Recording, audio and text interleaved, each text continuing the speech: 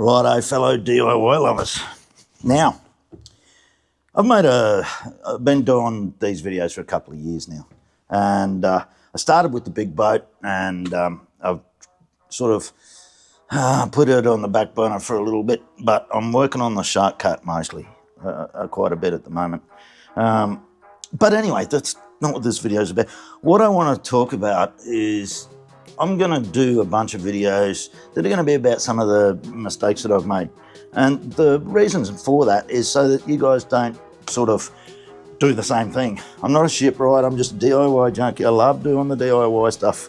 There's no doubt about that. Now, one of the things that I sort of regret a little bit is these scissors. So those ones there, they're actually serrated ones, and are they the serrated ones? I don't know. No, they're not. They're not too bad, right? The big scissors are better, but I don't even know where they are. They're cruising around here somewhere. But the whole reason I wanted to do this is say I should have bought a set of these guys a long time ago. Little electric scissors. I've seen them. I've seen guys use them on YouTube and everything else and thinking, oh yeah, I'm not going to be doing that much work. It's not really worth going out and buying them, so it's not worth the effort, you know. But how wrong was I? Now, check this out.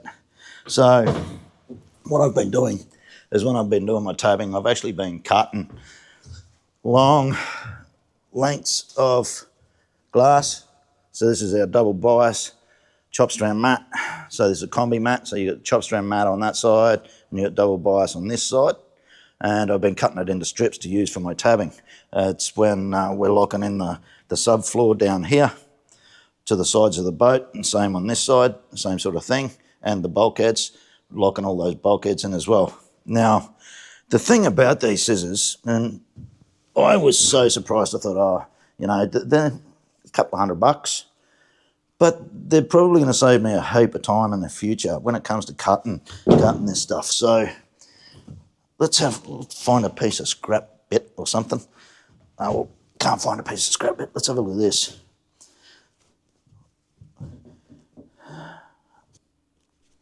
Turn it around, Rob. So much easier. Look at that.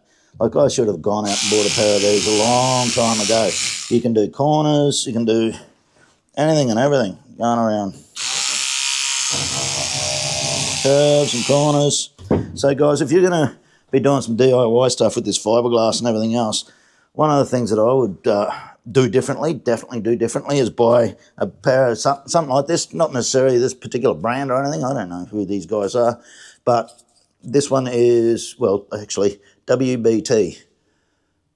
So I just find them extremely handy, and the cutting is not as boring anymore. So get a lot more done, very quick, very efficient. I should have done it a long time ago. So don't make that mistake, guys. I would suggest, if anything, one of the first tools that you should buy is a pair of these electric scissors, whether it be these ones or another brand or something. It doesn't really matter. I think these ones are great. If you've got some other scissors that you use and you think that they're better than those, let us know. Let us all know. All right? Let us know in the comments. All right, so check this out, guys. So this is the electric scissor that I'm using here. I'm just cutting up, this is like 500 or 600 gram double bias with the chop strand mat, so it's the stitch stuff. And it cuts through it like butter. Really easy. Very quick. Nothing hard about it at all. Excuse me. A lot better than using your standard snippy scissors, but I wish I'd gone and bought them a lot earlier, a long time ago, because it makes the work so much easier. You can be more precise, a lot of other reasons for it.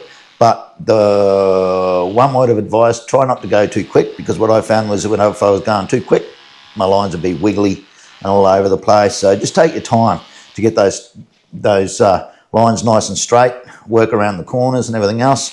And I think for those of you who haven't gone out and bought a pair of electric scissors, they're well worth the investment.